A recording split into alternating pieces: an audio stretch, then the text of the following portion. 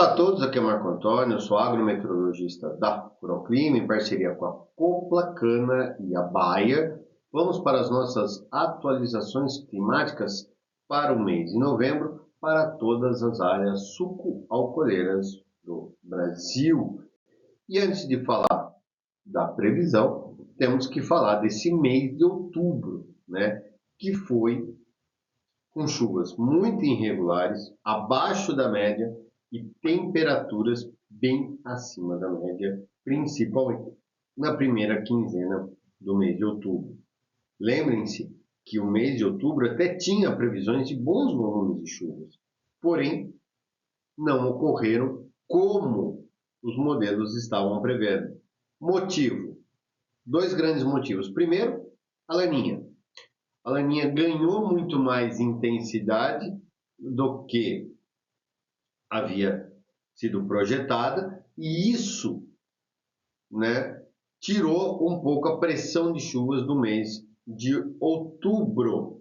Tá? Choveu em agosto, choveu em setembro, porém com a laninha essas chuvas tiraram um pouco, tirou a pressão de chuva, jogou lá para o sul, o que é um fato da laninha. Né? A laninha, toda vez que você tem a laninha, você atrasa o início do regime de chuvas. Outro ponto foi as águas do Oceano Atlântico. O fato das águas do Oceano Atlântico, que banham toda essa faixa leste, né, ou toda a costa das regiões sudeste e nordeste, se mantiveram muito frias ao longo do mês de outubro.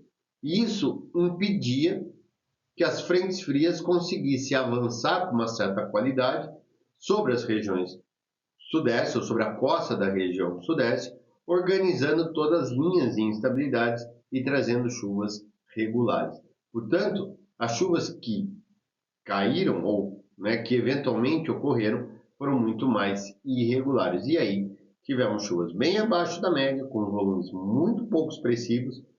De um lado favoreceu a colheita, mas por outro lado prejudicou bastante tanto o plantio quanto o desenvolvimento das lavouras.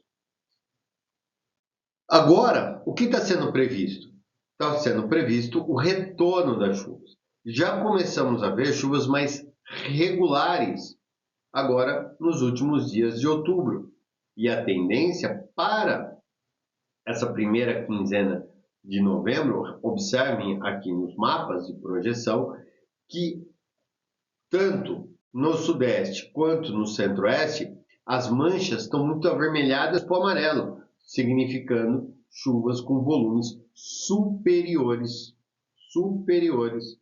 a 100 milímetros. Ou seja, há previsões de muitas chuvas ao longo aí desses próximos 15 dias, ou nos primeiros 15 dias de novembro. Pode ocorrer algumas invernadas? Pode, mas de curtíssima duração, 1, 2, 3 dias no máximo, que são aquelas chuvas ininterruptas.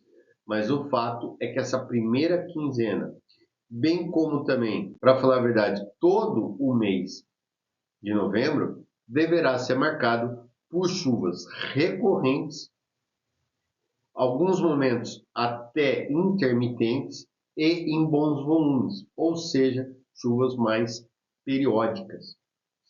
De uma certa forma, essas chuvas vêm no momento mais ideal para o desenvolvimento das lavouras de cana, ou seja, né, para aquelas que já foram colhidas e que estão em brotação e aquelas que estão em fase de desenvolvimento.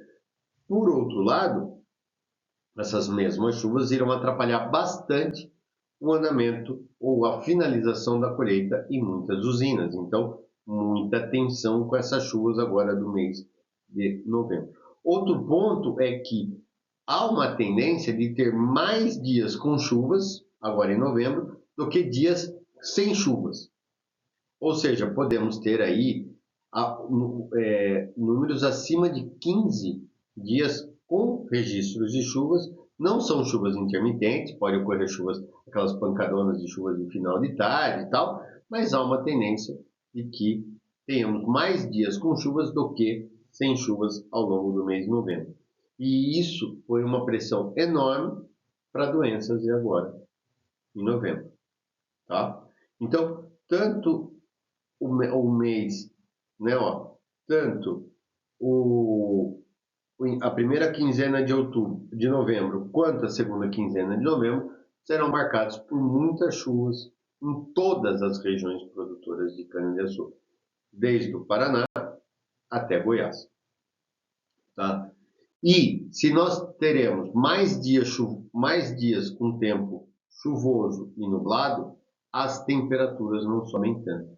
Então, observem nos mapas que estão na tela, que são as projeções do 6 até o 26, ou seja, bem meados, todo esse meião, né, do mês de novembro.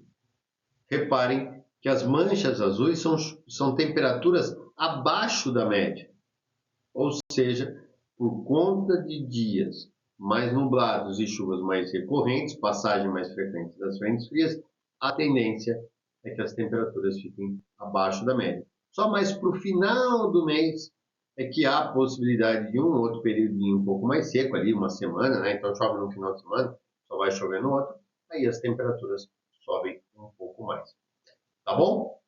Então, era isso. Lembrando que esse é um boletim climático em parceria da Rural Clima, Copla Cana e Baia.